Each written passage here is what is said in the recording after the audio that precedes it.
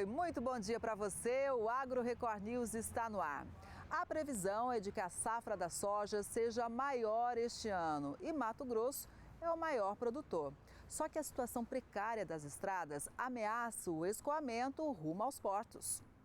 Estamos na rodovia estadual MT-322, uma das principais rotas para o escoamento da safra de grãos.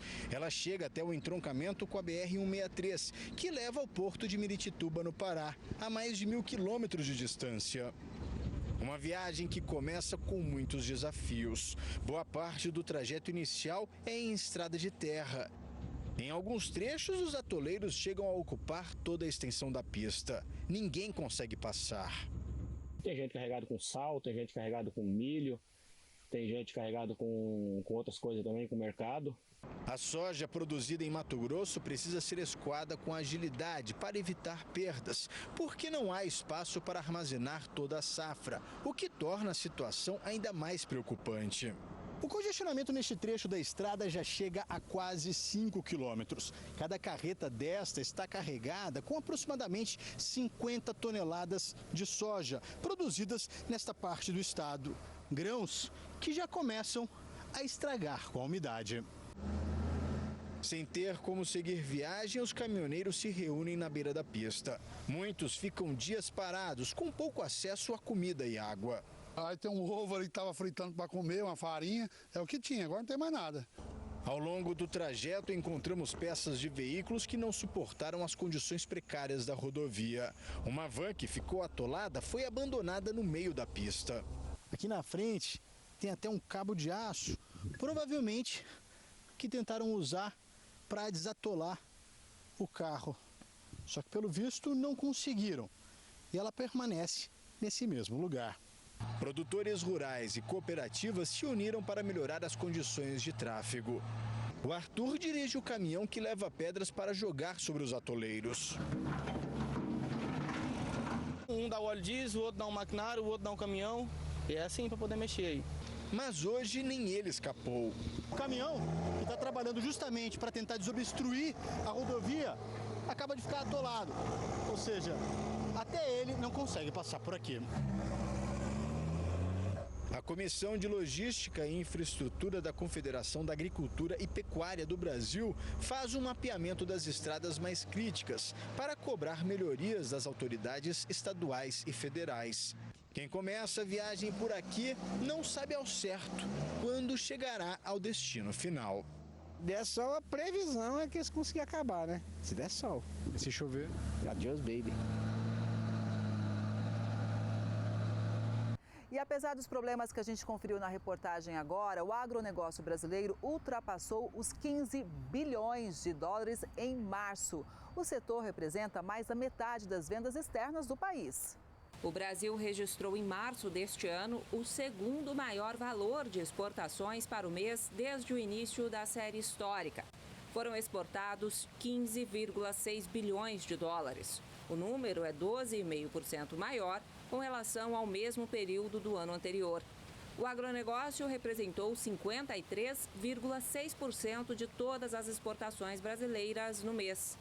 Em receita, a soja foi o principal produto negociado com o exterior, atingindo um valor que passou de 5 bilhões de dólares. Em seguida, vem o café verde, carne bovina in natura, celulose e carne de frango in natura. Os principais compradores foram China, União Europeia e Estados Unidos. Juntos foram responsáveis por mais da metade das vendas externas do setor. No acumulado do primeiro trimestre, as exportações do agronegócio brasileiro totalizaram quase 38 bilhões de dólares, um aumento de 2% comparado ao ano anterior. E em março, os embarques brasileiros de carne suína tiveram um aumento de 26%. Em receita, subiu mais de 44%. O Brasil exportou 116.300 toneladas de carne suína, considerando todos os produtos entre in natura e processados no último mês. Esse número é 26,6% superior ao embarcado no mesmo mês de 2024, com 91.900 toneladas.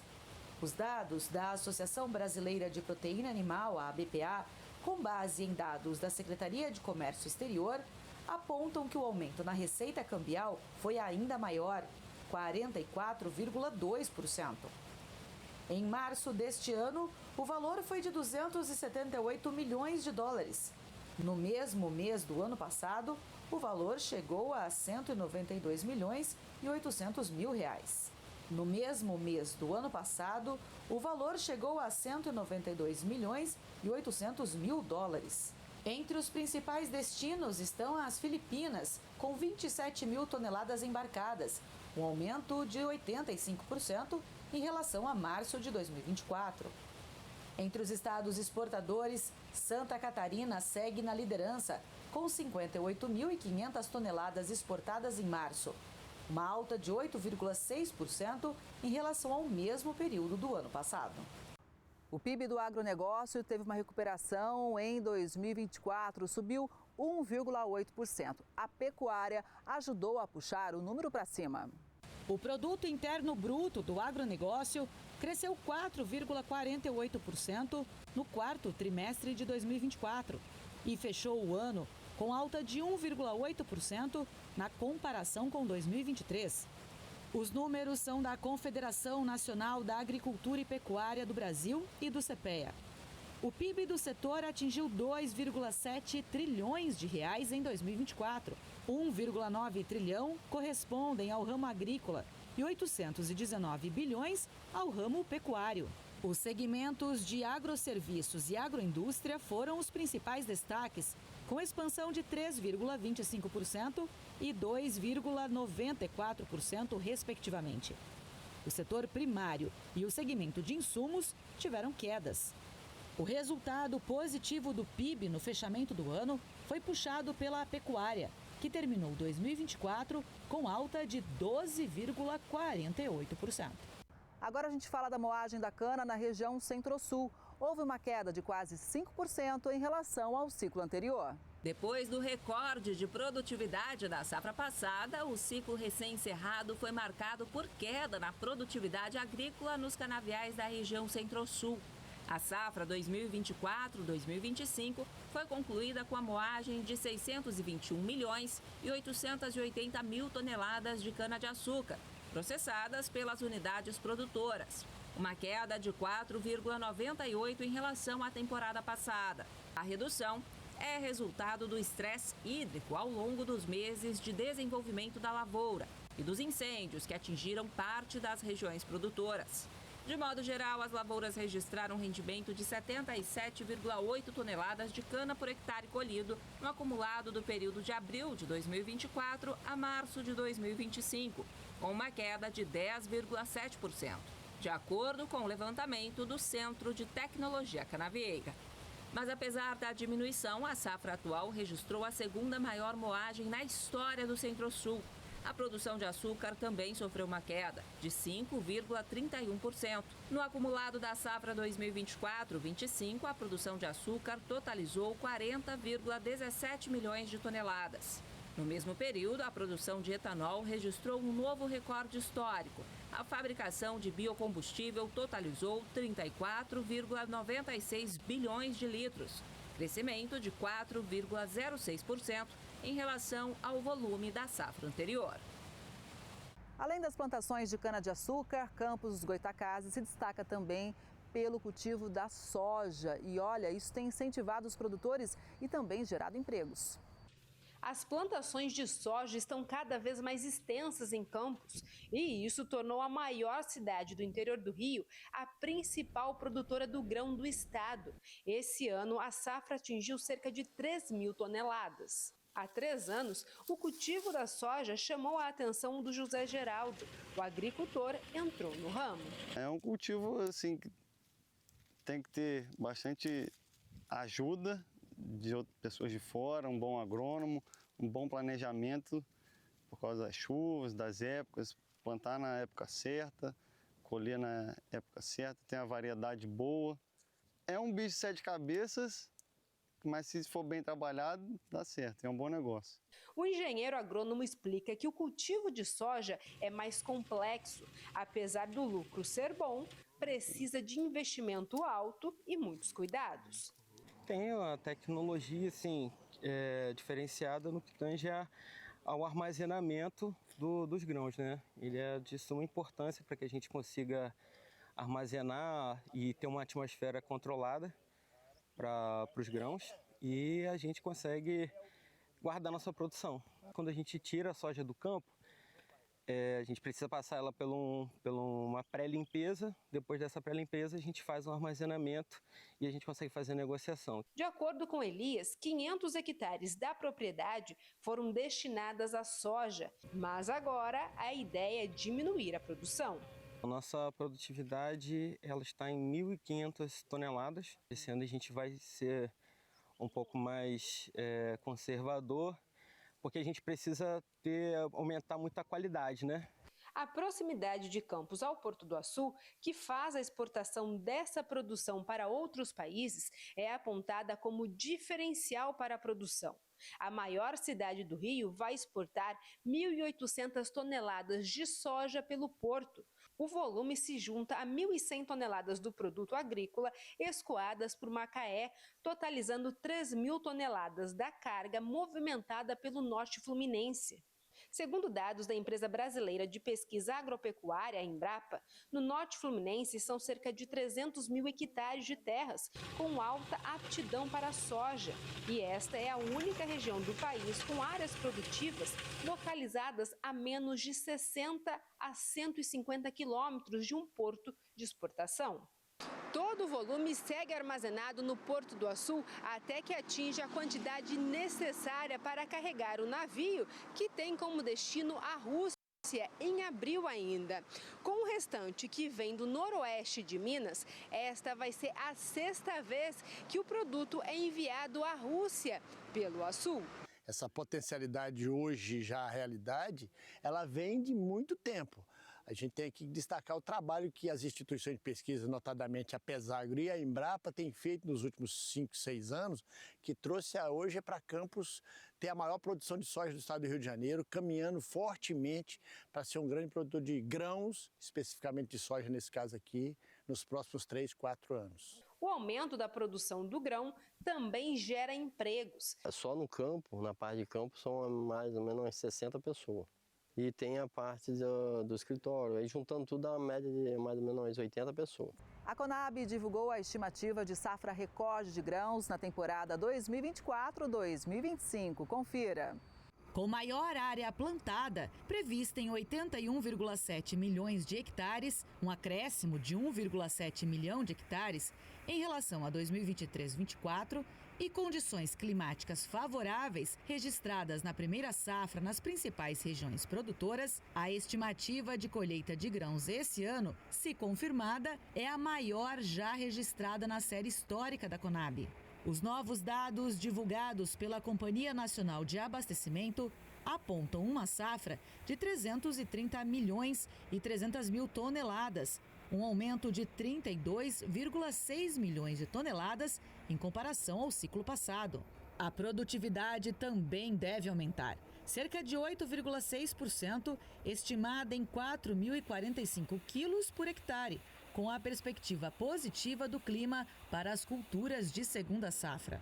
A soja deve registrar o maior volume. De acordo com a Conab, a produção deve ser de 167,9 milhões de toneladas, 20,1 milhões a mais que a safra passada. O Centro-Oeste, principal região produtora do grão, deve registrar um novo recorde na produtividade média das lavouras, com 3.808 quilos por hectare.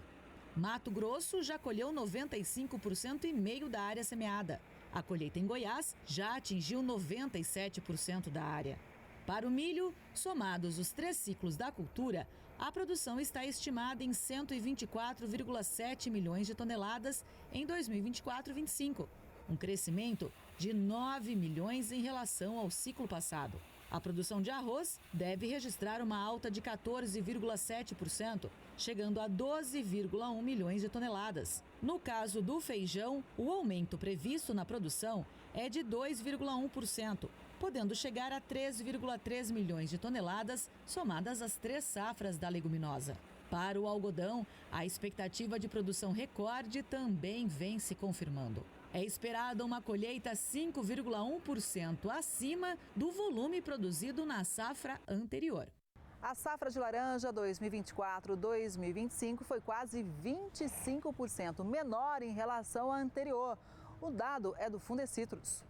O levantamento da safra de laranja 2024-2025 do Cinturão Citrícola de São Paulo e Triângulo Sudoeste Mineiro registrou o total de 230 milhões e 870 mil caixas de 40 quilos e 800 gramas.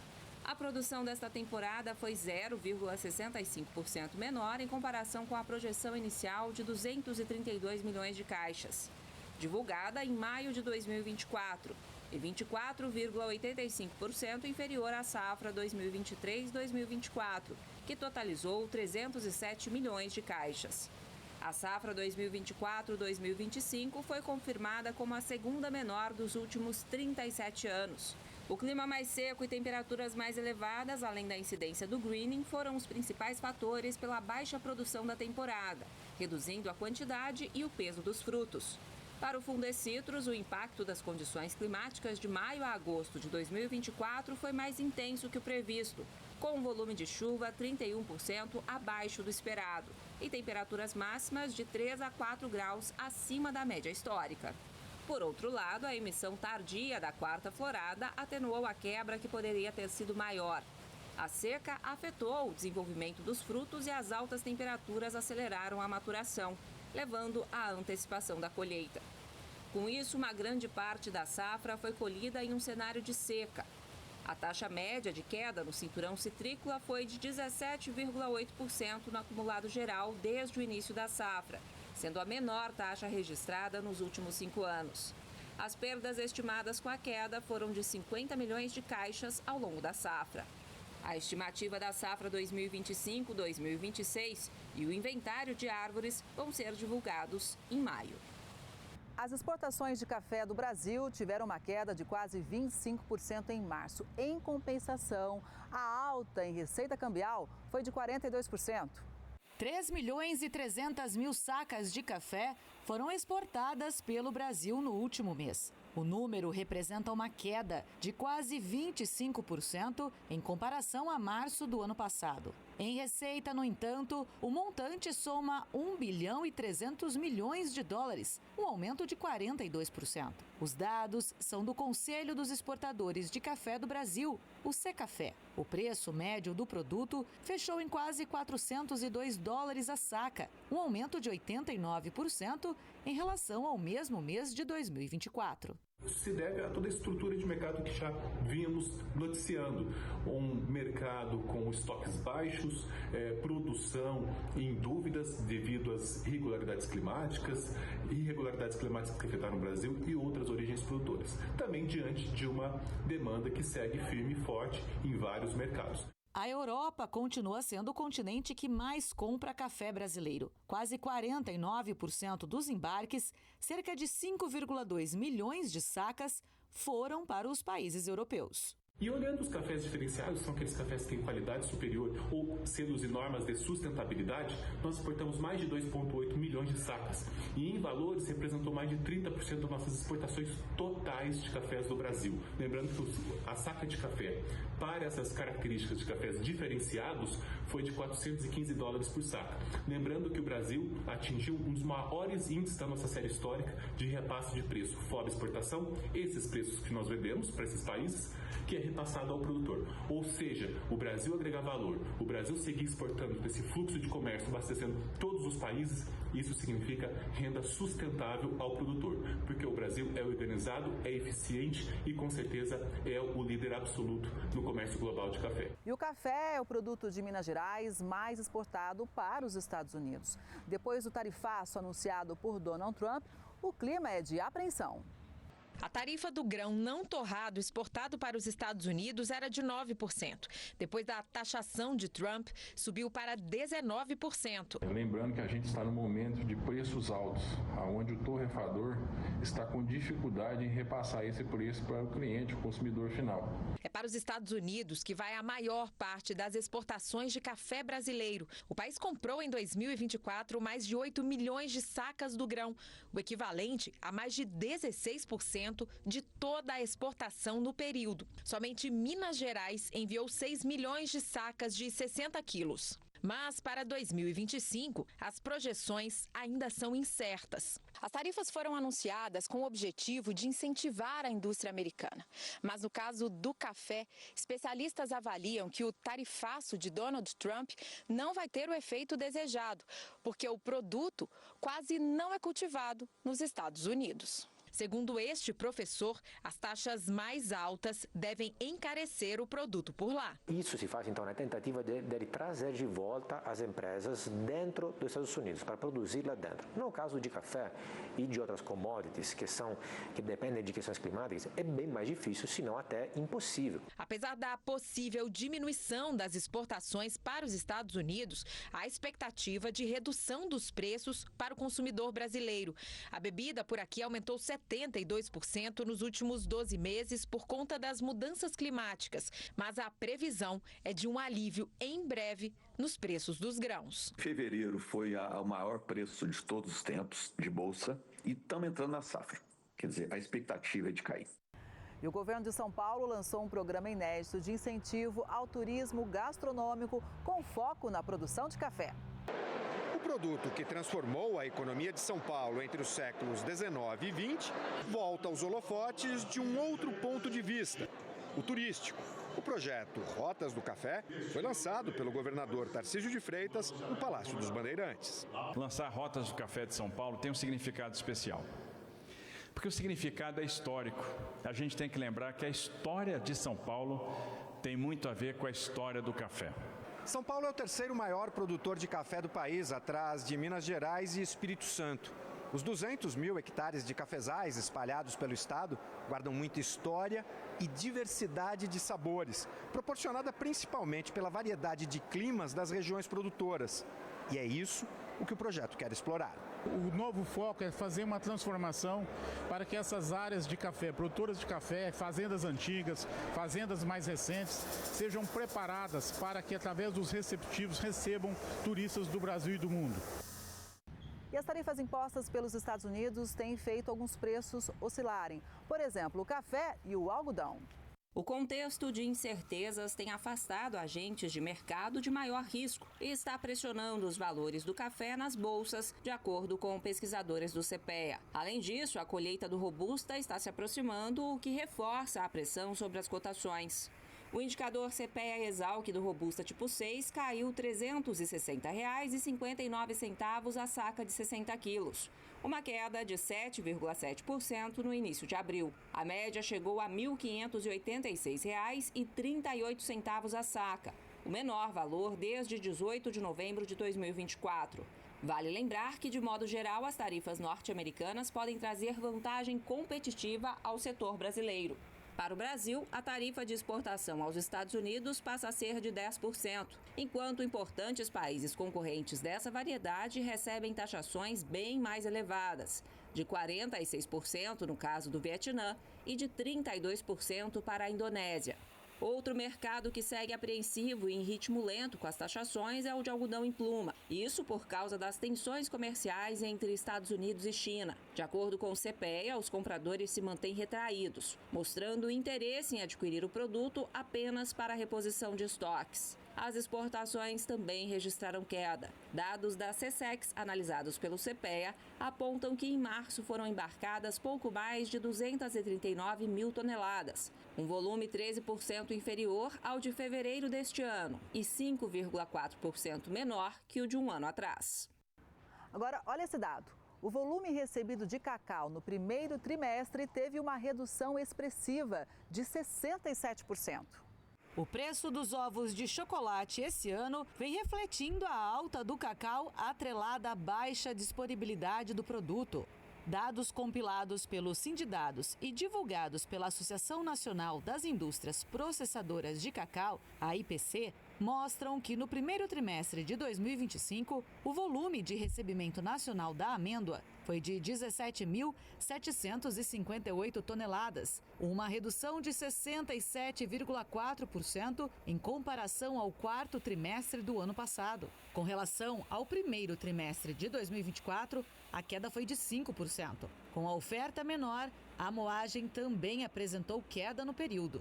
A indústria brasileira processou 52.135 toneladas de cacau no primeiro trimestre de 2025, uma retração de 13% em relação ao mesmo período do ano passado. Os dados revelam um descompasso entre produção interna e demanda, já que o volume processado foi quase 3 vezes superior ao cacau de origem nacional recebido no período. A diferença entre o total moído e o volume recebido no mercado interno chegou a 34.377 toneladas, evidenciando a necessidade de complementação via importações. A Bahia continua sendo a maior fornecedora de amêndoas, com a produção de 65% do total nacional, cerca de 11.600 toneladas. As exportações de cacau in natura apresentaram queda expressiva, cerca de 65,5%. Já com relação às importações, no primeiro trimestre de 2025, o Brasil recebeu 19.400 toneladas, um aumento de 29,8% em relação ao mesmo período do ano passado. Acreditamos que o próximo trimestre ainda continuará com um trimestre de menor recebimento e que a recuperação se dará somente a partir de junho ou julho de 2025. Ainda assim, com um volume menor do que a necessidade da indústria. O preço do milho reagiu e interrompeu o movimento de queda. A reação do preço foi verificada em algumas regiões acompanhadas pelo CPEA. O cenário mostra a interrupção do movimento de queda verificado desde o final de março. Em abril, ocorreu o retorno de compradores em determinadas praças, como as de São Paulo, por exemplo, que buscavam recompor os estoques e se abastecer para as próximas semanas, quando os feriados podem dificultar as entregas. Os vendedores atentos ao aquecimento da demanda voltaram a limitar a oferta e a pedir valores maiores. Quanto à produção nacional da safra 2024-2025, os números divulgados pela Conab apontam a produção de 124 milhões de toneladas, aumento de 8% em relação à temporada anterior. A alta do dólar e a demanda aquecida elevaram o preço da soja aqui no Brasil. Os preços subiram nos mercados nacional e internacional na última semana. O cenário se deve, em parte, à valorização do dólar frente ao real. A moeda norte-americana chegou a ser negociada acima dos R$6. A forte oscilação cambial diminuiu o ritmo dos negócios no mercado nacional e deixou os compradores mais cautelosos, à espera de melhores oportunidades. O setor nacional segue atento ao contexto externo. A suspensão das tarifas recíprocas por parte do governo norte-americano a vários países, com exceção da China, trouxe alívio ao mercado e movimentou as transações internacionais. Neste momento, a China deve intensificar as importações de outros países, inclusive do Brasil. A China já é o principal destino da soja brasileira. A ausência de chifres é uma característica de uma das raças zebuínas mais importantes aqui do Brasil. O Nelore Mocho, confira. Estes dois bois são da raça Nelore, já muito conhecida e muito apreciada em todo o país. E tem uma diferença entre eles. É o Nelore sem chifre, que nós chamamos de mocho. As qualidades deste animal vão muito além da ausência de chifres. Para começar, essa variação de Nelore surgiu no Brasil em 1957 e já chamou a atenção desde o início. Comercialmente, algumas características agradam bastante os produtores. Quando a gente vê o rebanho Nelore mocho, o grande diferencial é o equilíbrio que a gente tem num quadrilátero. Ele fica extremamente equilibrado, ele gera um quadrilátero equilibrado. E aí mostra a eficiência da carcaça do animal. E aí, aliado a isso, a capacidade de ter alimentação e transformar esse alimento em carne é muito superior. Então, você tem uma eficiência na produção de carne por ter uma capacidade de desenvolver a alimentação de forma equilibrada e diferenciada. O mocho também é bem precoce. A partir dos 14 meses, ele já está apto para reprodução e com apenas 24 está pronto para o abate. A gente consegue abater o animal mais cedo, garantindo uma carne mais macia, mais suculenta, bem escolhida pelo mercado para atingir o objetivo que é atender e produzir a carne da melhor qualidade para o Brasil e para o exterior. Uma das maiores qualidades do gado mocho é que a herança genética dele é dominante, ou seja, a falta de chifres é muito mais fácil de ser perpetuada durante a reprodução. O que isso significa? Que o gado mocho, ele abre espaço para um melhoramento genético muito mais rápido, muito mais fácil e, claro, muito mais eficiente. Fica mais fácil de você apurar mais a raça e pegar mais descendência, né? Descendente, porque como o mocho é dominante, você põe um boi mocho numa vaca de chifre, sai mocho, porque o gene do mocho é mais forte. A partir do momento que a gente seleciona animal que tem uma dominância e você seleciona chifre, é uma das características, mas tem mais outras características que também são selecionadas por genes alelos que trazem informações melhores e trazem eficiência na produção animal, na capacidade de produzir carne, na capacidade de reproduzir, de produzir filhos com eficiência reprodutiva melhor. Então são pontos que num critério de seleção você está selecionando a característica chifre ou a ausência de chifre no caso do mocho, você está levando outras vantagens, que é a produção eficiente da produção de carne que o animal está produzindo. E o resultado? O sonho de todo produtor. Uma genética boa e que se multiplica rapidamente.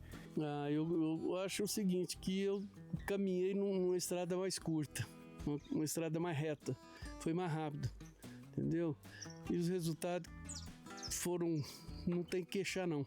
Foram bons até agora, tá sendo muito bom. Mirou no mocho e trouxe resultado. Exatamente. Tanto na qualidade como no bolso também, né? Enquanto eu vendo 9 garrotes mocho, eu vendo um de chifre.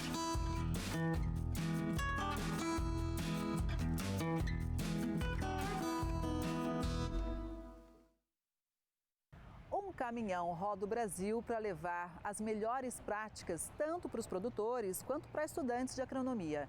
Em Ribeirão Preto, no interior paulista, o assunto foi o cultivo de cana-de-açúcar. O caminhão é uma sala de aula e leva conhecimento para estudantes de agronomia e produtores rurais. É o projeto chamado A Expedição da Agricultura para a Vida. Esse projeto leva conhecimento, capacitação, conscientização para agricultores no Brasil e no Paraguai. As palestras são sobre manejo de pragas, doenças, plantas daninhas, tecnologia de aplicação e segurança ao trabalhador. A agricultura ela é feita de pessoas, né? E eu acho que é o nosso bem maior e a gente precisa proteger. Extremamente importante o uso do equipamento de proteção individual para cada atividade que você vai fazer. Então, nós trabalhamos também esse conceito aqui dentro do nosso caminhão, né? Da nossa expedição da agricultura para a vida, para levar essa conscientização da importância da pessoa no processo e da importância da proteção dessa pessoa. Os produtores rurais têm acesso a equipamentos de realidade virtual. É a tecnologia contribuindo para a agricultura. A tecnologia é extremamente importante para o produtor rural no dia a dia, para que ele tenha um manejo mais adequado, mais sustentável e uma colheita aí mais farta e de qualidade. Uma das demonstrações da tecnologia é sobre a aplicação de defensivos agrícolas. Vou diminuindo o tamanho da gota, trocando a ponta para pontas que geram gotas menores, olha só. Aí o agricultor ele consegue perceber essas diferenças, né, que aparecem sutis, mas o impacto prático disso é muito grande. O agricultor aprende como utilizar os produtos. Como ele pode ajustar o pulverizador, principalmente na parte da escolha do tamanho de gota. Então o agricultor ele tem essa possibilidade de mudar o tamanho de gota para fazer a aplicação. E uma das formas que ele faz isso é mudando o modelo da ponta de pulverização que ele tem no pulverizador. Então a gente também discute bastante isso. Como que cada ponta de pulverização ela vai se comportar em uma condição que poderia potencialmente ter uma perda. E como ele vai utilizar essa ponta para realmente trazer o melhor desempenho dessa ponta nas diferentes situações de aplicação. O pesquisador explica como deve ser a maneira correta de usar os defensivos agrícolas. Respeitar o que está recomendado na bula. A bula ela tem que ser sempre a guia na hora de fazer a aplicação. E dentro dessas recomendações, dá preferência para as condições meteorológicas que são mais adequadas, como por exemplo, ventos aí de no máximo 10 km por hora, entre 3 a 10 km por hora, temperaturas do ar abaixo de 30 graus Celsius. Celsius para fazer a aplicação, umidade relativa do ar sempre acima de 50%, justamente para evitar perdas nas aplicações. Tainara é estudante de agronomia e gostou das tecnologias que foram apresentadas, principalmente sobre o manejo de pragas. Vou levar esse conhecimento para a vida, para a faculdade, para os meus amigos, para os meus clientes, futuros clientes no campo, né? Os produtores rurais, e certamente vou indicar para qualquer pessoa que puder ter a oportunidade de estar conhecendo esse caminhão e ter o contato, vai agregar muito para a vida dessa pessoa. A banana é a fruta mais consumida no Brasil e também fonte de renda para uma família de Mato Grosso. Você confere essa história agora. A banana é a fruta mais consumida em todo o Brasil, segundo a pesquisa de orçamentos familiares do IBGE, e, consequentemente, se torna a mais produzida. No município de Santa Carmen, no norte de Mato Grosso, uma produção de bananas tem garantido o sustento da família de um produtor há cerca de 7 anos. Délcio veio do Paraná e aqui iniciou o cultivo da banana nanica. Viemos para cá para trabalhar justamente com essa cultura. Nunca havíamos trabalhado com a parte rural. Começamos pequenininho, começamos com 2.500 plantas e encaixotando embaixo de um pé de árvore, na sombra daquela árvore quando tinha. Trabalhamos bastante embaixo da chuva e essa é a luta do lavoureiro. Entre cunhados e sobrinhos, eles mantêm uma linha de produção diária, colhendo os frutos, separando e lavando as bananas, embalando e distribuindo nos comércios e para a merenda escolar da rede pública de ensino da cidade e de outros municípios. A produtividade varia de acordo com as épocas do ano. Ela tem picos durante o ano, isso que vai influenciar é a chuva. Aqui no Mato Grosso nós temos bastante chuva, né? Então praticamente 6 meses de água e depois seca. Então na chuva ela produz muito bem. Hoje nós estamos tirando aqui hoje em torno mais ou menos de 350 caixas por semana. Com um quantitativo alto de colheita, a produção é satisfatória para o produtor. Mas manter toda a plantação saudável exige muitos esforços, especialmente na época das chuvas, quando a chamada cigatoca ataca com maior intensidade. A doença fúngica pode causar morte prematura das folhas e enfraquecimento das plantas, diminuindo a produção. O principal manejo que nós temos aqui, que é preciso mesmo, não pode deixar em falta, é cuidado com folhas. Também tem doenças de insetos, pragas, insetos, né? Que eles infectam as raízes da planta e ocasionam que não desenvolve e também pode ocasionar tombamento. No caso, nem chega a produzir e a planta cai sozinha. Já no período da seca, o sistema de irrigação mantém o bananal em atividade, impulsionando a produtividade mesmo no período mais crítico do ano. Daniel é sobrinho de Délcio e escolheu o curso de agronomia a partir da necessidade da família em aperfeiçoar as técnicas de manejo e se aprofundar nos cuidados fitossanitários. Hoje, a produção de bananas garante a renda do produtor de maneira integral. Mas para Délcio, a satisfação é ter a família trabalhando ao seu lado. Poder estar produzindo, trabalhando, mas em família também, e principalmente porque o fruto do nosso trabalho aqui é também estar levando para as famílias, né? Os nossos irmãos que estão espalhados aí pelas cidades em que atendemos.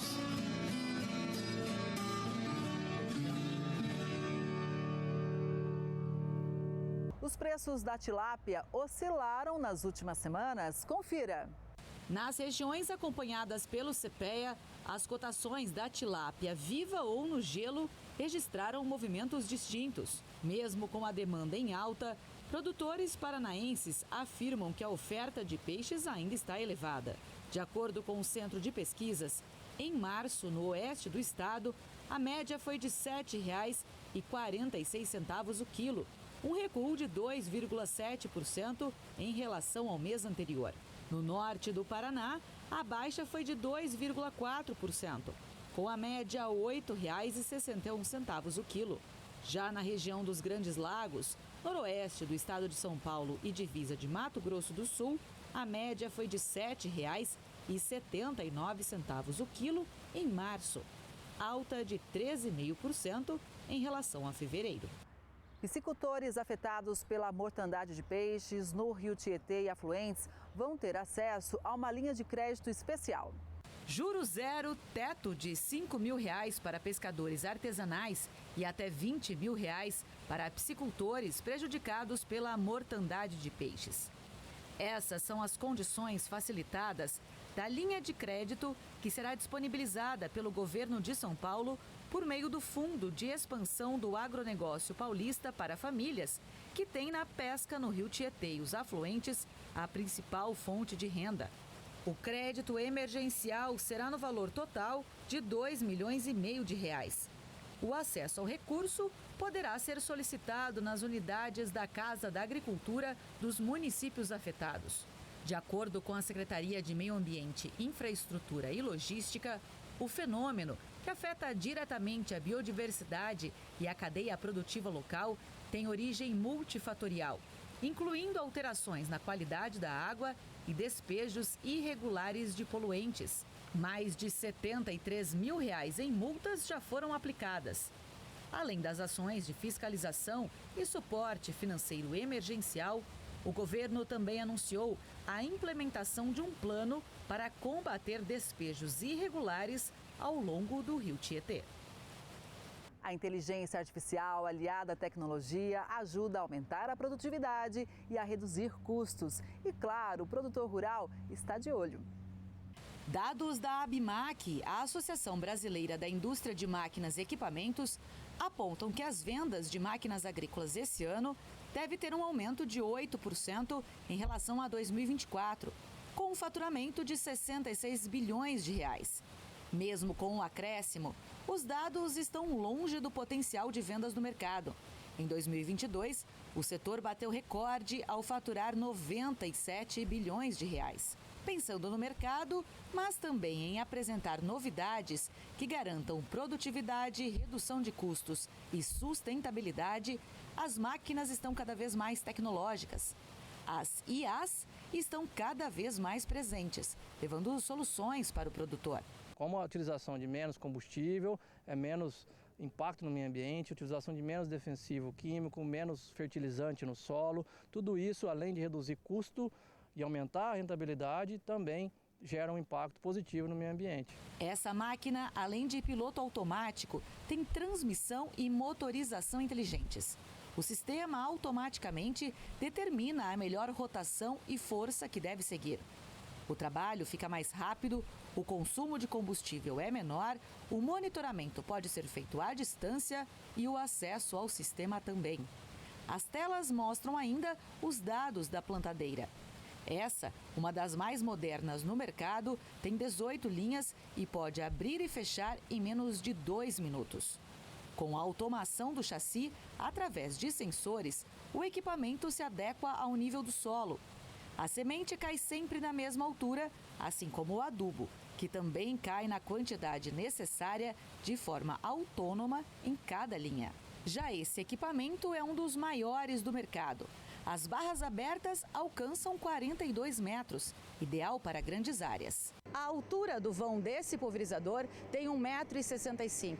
A bitola, que é a distância entre uma roda e outra, pode ser customizável de 2,80 m até 3,40 m. Isso para facilitar e aumentar a produtividade no campo, mas tem muita tecnologia ali que a gente não vê. Aqui, cada bico tem um controle individual para aplicação pulsada com ajuste do tamanho da gota. A altura da barra também pode ser controlada. Uma estação meteorológica acoplada no teto da máquina garante dados precisos.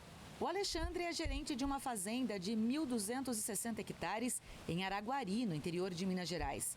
Para ele, acompanhar a evolução das máquinas é fundamental. Eu acredito que hoje, atualmente na fase que a gente está, sem a tecnologia a gente não consegue alcançar as produtividades que a gente almeja. Então a tecnologia hoje é tudo, né? Para você ter uma distribuição de semente, uma boa aplicação, uma boa distribuição de adubo. Então assim, eu acredito que tecnologia hoje tem que ser em primeiro lugar. O Matheus produz soja, milho e café na região de Brotas, no interior de São Paulo. Na opinião dele, a tecnologia no campo é um caminho sem volta. O campo, acho que cada vez mais está buscando e se faz necessário buscar essas tecnologias, né? Para melhorar rendimentos, para melhorar produtividades, né? E é uma coisa que veio para ficar e melhorar. O Benedito Pimentel é empresário, criador de gado em Cosmorama, na região de Votuporanga, no interior paulista. Apesar de ainda não ter máquinas muito tecnológicas na propriedade, reconhece a importância dessa evolução. A tecnologia é interessante, né? Trabalha aí com o equipamento todo com tela touchscreen, e aí tudo que você precisar, você bate ali o dedo e já faz a programação conforme você necessita de cada tipo de solo, né? Isso é muito bom, muito interessante. Pode ser que então num futuro próximo o senhor tenha algum tipo de máquina, algum tipo de equipamento que tenha esse tipo de tecnologia? Com certeza sim. Agora você vai conhecer um médico de Catanduva, no interior de São Paulo, que se aposentou e decidiu investir no cultivo do café. Tudo é feito de forma artesanal e a bebida tem um sabor pra lá de especial. O caminhar tranquilo representa uma vida de mais de 80 anos. Filho de imigrantes espanhóis e ex-pediatra, seu Célio Centurion mantém uma paixão que está dentro da própria chácara em Catanduva, o café. Eu comecei a plantar o café pela saudade da infância, por tudo que eu passei na minha infância, no aprendizado, no sítio, ajudando meus irmãos a colher o café, limpar o tronco do café, que era o serviço mais leve, era dado para as crianças, né? E eu fiquei, enquanto era criança, todo esse tempo na roça. São quase 80 pés que ele cuida na propriedade, com variedades como Bourbon, Catuai e Novo Mundo. A paixão pelo hobby começou junto com a esposa, que faleceu em 2019. A gente passava os finais de semana aqui, plantando uma coisa, plantando outra. Tinha horta, tinha almeirão, tinha cenoura, tinha cebolinha, tinha tudo que ela gostava, pimenta. E com o tempo foi desaparecendo e eu fui substituindo por frutas. E uma delas foi o café. Ele cuida praticamente sozinho da plantação e demonstra um grande conhecimento sobre o assunto. O café, eu sei que ele se divide em conilon e arábica. O conilon, ele é usado muito para fazer o café solúvel, dá muito no Espírito Santo e na Bahia. E aqui, na nossa região, dá mais o arábica. O arábica, ele tem várias espécies, vários nomes. Então tem o Bourbon, tem o Sumatra, tem o Mundo Novo, tem o Catuai. Seu Célio faz todo o processo com atenção aos mínimos detalhes. Começando pela colheita minuciosa, selecionando apenas os grãos maduros. Depois, os grãos são colocados no secador, onde ficam expostos ao sol. Após a secagem, seguem para o descascador, antigo e manual.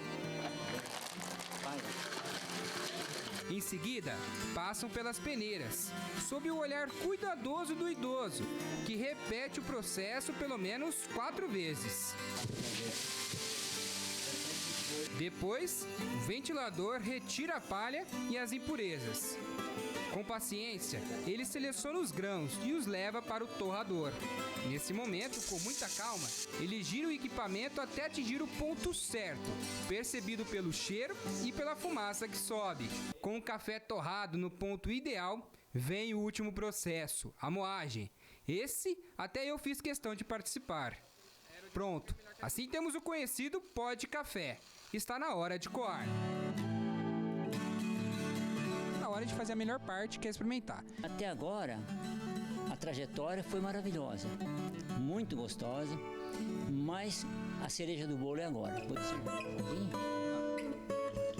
Rapaz do céu. Vamos lá, experimentar.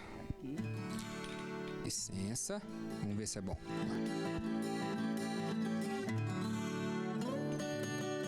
Melhor coisa de saber é que foi feito pelo senhor, né? Maravilhoso. Não tô ficando vesgo não, né?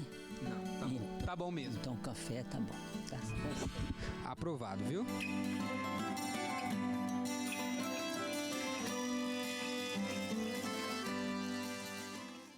Cada vez mais as pessoas procuram por sossego, né? E de olho nesse mercado, um empresário investiu numa pousada no agreste pernambucano. Afinal, o Nordeste não tem só praia, não. As paisagens são bonitas por natureza. O clima é confortável, com temperatura abaixo de 20 graus. Numa área de 2 hectares, o empresário Romero Mendonça apostou nesse ambiente familiar, um pouco distante da agitação urbana. A gente saiu daquela premissa que o turismo no Nordeste seria só praia, né? E não é praia só, é do litoral ao sertão. Tem muita coisa bonita para se ver. Aqui a gente está em contato direto com a natureza, né? Aqui nós temos os animais, temos a galinha de capoeira, temos a égua, os patos, o lago. Está direto em contato com a natureza. Esquecer a agitação da cidade por 1 ou 2 dias e descansar em uma rede armada entre árvores em um local seguro traz uma sensação de alívio e tranquilidade. A grama bem cuidada e um ambiente limpo são ideais para uma boa conversa no fim de tarde ou até mesmo à noite. Isso porque 5 chalés com o máximo de conforto estão disponíveis para quem prefere amanhecer o dia no local. A maioria que vem sempre resgata a lembrança da infância, lá atrás, né, do tempo dos avós, dos pais. Todos eles chegam aqui e ficam maravilhados. O governo municipal tem voltado os olhos ao turismo rural, tendo em vista o potencial das belezas naturais do município. A pousada Chácara das Pedras está dentro do roteiro do turismo. Em noites e festas juninas, os turistas ficam hospedados aqui e aproveitam o momento para participar das comemorações. Venha você pro Festival do Buscapé. Nós temos trabalhado o turismo de uma maneira profissional. Primeiro, começando com as ações básicas, a construção de roteiros, a construção do nosso inventário turístico, e isso se faz com parceiros. Hoje, nós temos o nosso maior parceiro aqui no município, o Sebrae. Fizemos o município entrar, fazer parte do roteiro criativo do São João, que é um roteiro que está junto com outras cidades como Caruaru, como Gravatá, fortalecendo esse sentimento de pertencimento e do nosso São João em Pernambuco, que é tão forte. A pousada funciona o ano inteiro e oferece café da manhã incluso no pacote. Nosso serviço, a gente funciona só com agendamento. Pelo o telefone ou WhatsApp, o cliente entra em contato, faz sua reserva e tem sido assim a procura muito boa. Som de veículos é proibido no local, porque a intenção aqui é promover tranquilidade através de uma terapia que vem do som do vento, do canto dos pássaros e de um ar mais refrescante, distante da poluição. O objetivo aqui é receber famílias e com o intuito de descansar e curtir a natureza. Essa edição do Agro Record News fica por aqui. Muito obrigada pela sua audiência. E claro, a gente se vê no próximo programa. Até lá!